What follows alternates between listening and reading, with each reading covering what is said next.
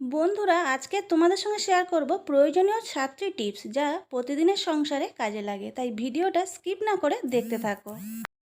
Tips number 1, এই যে ট্রেটা দেখতে পাচ্ছ যেখানে আমরা ফ্রিজে সবজিগুলো স্টোর করে রাখি, তো আমি দেখাবো কিভাবে সবজিগুলো স্টোর করে রাখলে এই ট্রেটা এরকম পরিষ্কার পরিচ্ছন্ন থাকবে আর সবজিগুলো অনেক দিন ভালো থাকবে আর ফ্রিজটা অর্গানাইজ থাকবে। তো দেখো, অনেকে ফ্রিজে এই ট্রের মধ্যে সবজিগুলো এভাবে ঢেলে রাখে। তো যখন সবজিগুলো শেষ হয়ে যায় তখন ওই ট্রেটার মধ্যে সবজির ছোট ছোট অংশ নোংরাগুলো জমে থাকে, আর এর ফলে সবজিগুলো শেষ হয়ে গেলে ট্রেটা আবার ধুয়ে দিতে হয়। আর সবজিগুলো তাড়াতাড়ি খুব নষ্ট হয়ে যায়, মানে অনেক সময় পচে যায় বা এরকম শুকিয়ে যায়। তো আমাদের প্রত্যেকের বাড়িতে এই ধরনের প্লাস্টিকগুলো রয়েছে। মানে আমরা যদি বাজারে যাই কোনো সবজি কিনি বা আদার্স কিছু কিনতে যাই তাহলে দেখবে এই প্লাস্টিকে করেই দেয়।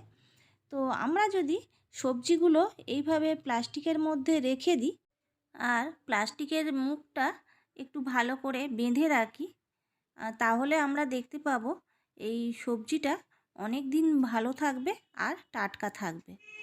তো এইভাবে প্রত্যেকটা সবজি আমি ট্রের মধ্যে রেখে দেব। এর ফলে দেখবে সবজির ট্রেটা অনেক বেশি পরিষ্কার থাকবে আর সবজিগুলোও ভালো থাকবে। আর যখন যেটা দরকার হবে তখন দেখবে সবজিগুলো আর খুঁজতে হচ্ছে না, শুধু একটা করে প্লাস্টিক তুলে নিলেই হয়ে যাবে। টিপস নাম্বার 2, দেখো এই যে চিরুনিগুলো দেখতে পাচ্ছ এগুলো কিন্তু একটু একটু করে নোংরা হয়েছে, যদিও বা বেশি নোংরা হতে দিই না, তার আগে পরিষ্কার করে নিই। তাও দেখো এই যে নোংরাটা হয়েছে, এটা কোনো ঝামেলা ছাড়াই, কোনো ব্রাশ দিয়ে ঘষাঘষি ছাড়াই কিভাবে খুব সহজে পরিষ্কার হয়ে যায় সেটা তোমাদের দেখাচ্ছি। কড়াইতে জল গরম বসিয়েছি, জলটা মোটামুটি একটু গরম হয়েছে। তো এর মধ্যে দিয়ে দেব ডিটারজেন্ট পাউডার আর দিয়ে দেব একটু ভিনিগার আর দেব অল্প করে একটু বেকিং সোডা। দেখো এই চিরুনিগুলো এক এক করে এর মধ্যে দিয়ে দেব আর গ্যাসটা একদম লো ফ্লেমে করে দেব। এবারে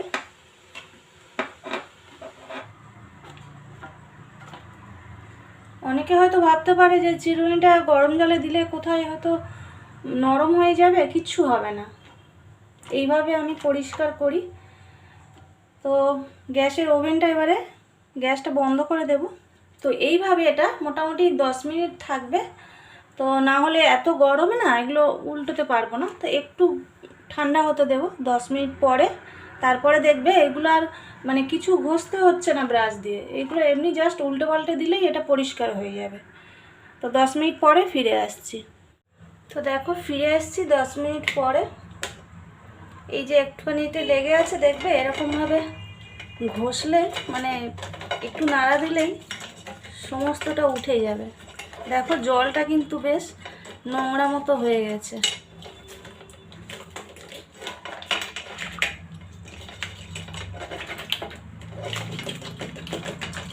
দেখো জলটা দেখো, এই যে জলে কী সব ভাসছে, পড়ে গেছে চিরুনিটা। তো এইভাবে এইখানে একটুখানি আছে,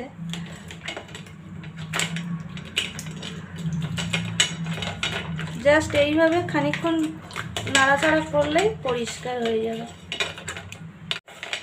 তো চলো এবারে জলে একটু ধুয়ে নিই, ধুয়ে নিয়ে তোমাদের দেখাচ্ছি।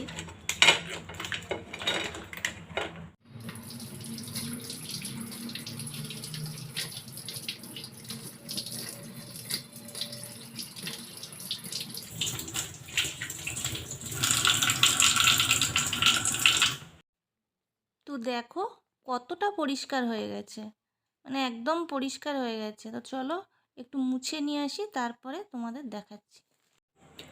তো দেখো একদম নতুনের মতো হয়ে গেছে না, চকচকে। কিন্তু কোনো রকম ব্রাশ দিয়ে ঘষাঘষি করতেই হয়নি, জাস্ট ওইভাবেই গরম জলের মধ্যে রেখে দিলেই একদম পরিষ্কার। কত সহজে দেখো পরিষ্কার হয়ে গেল। টিপস নাম্বার 3, এই বোতলগুলো কি দিয়ে পরিষ্কার করলে একদম ঝকঝকে চকচকে হয়ে যাবে সেটাই তোমাদের দেখাবো। এর জন্য নিয়েছি ঈষৎ উষ্ণ গরম জল, আর নিয়েছি এই যে বেকিং সোডা। এই ঈষৎ উষ্ণ গরম জলটা 3টে বোতলে অল্প অল্প করে ঢেলে নেব।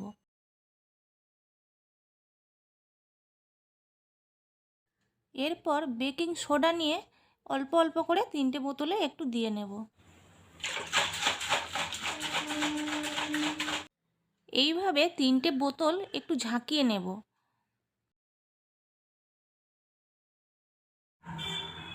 এরপরে দেখো এখানে একটু ভীম লিকুইড নিয়েছি আর সামান্য একটু জল মিশিয়ে নিয়েছি। তো এই ভীম লিকুইড নিয়ে বোতলের গাগুলো বাইরের এরিয়াটা ভালো করে পরিষ্কার করে নেব।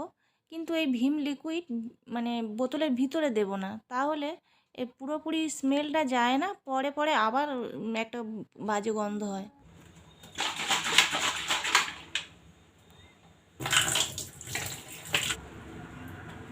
দেখো এই একটা বোতল এখন আপাতত দেখাচ্ছি, দেখো কতটা পরিষ্কার হয়ে গেছে আর কোনো গন্ধ থাকে না, পুরো একদম পরিষ্কার হয়ে গেছে। তো দেখো সবকটা বোতল মোটামুটি পরিষ্কার করে নিয়ে এসেছি, একদম পরিষ্কার হয়ে গেছে আর এর ভিতরে না কোনো স্মেলও হয় না।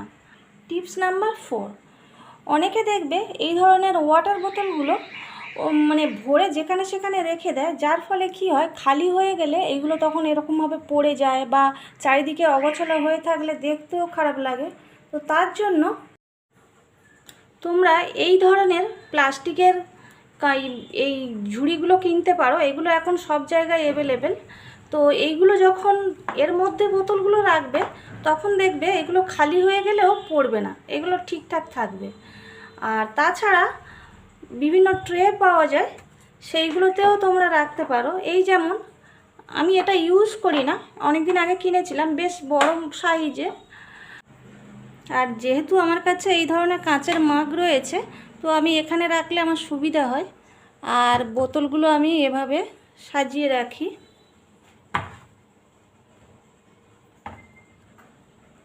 আর দেখো একটা গ্লাসও আমি রেখে দিই।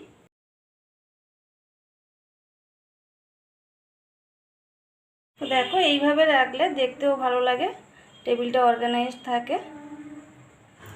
টিপস নাম্বার 5, দেখো প্রত্যেকের কিচেনে এই ধরনের কিচেন টাওয়েল রয়েছে, আর এগুলো কিছুদিন বাদে বাদে তেল চিটচিটে হয়ে যায় আর একটা ব্যাড স্মেল হয়। তো খুব সহজে কি করে এটা পরিষ্কার করা যাবে আর কোনো ব্যাড স্মেল থাকবে না, চলো দেখিয়ে দিই।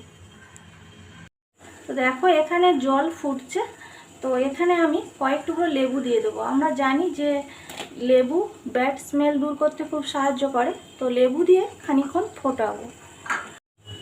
তো দেখো জলটা ফুটছে, খুব সুন্দর একটা লেবু সেন্ট উঠেছে। তো এরপরে আমরা 1 চামচ সার্ফ দিয়ে দেব। এবারে এই টাওয়েলসগুলো এখানে দিয়ে দেবো, দিয়ে গ্যাসটা অফ করে দেব।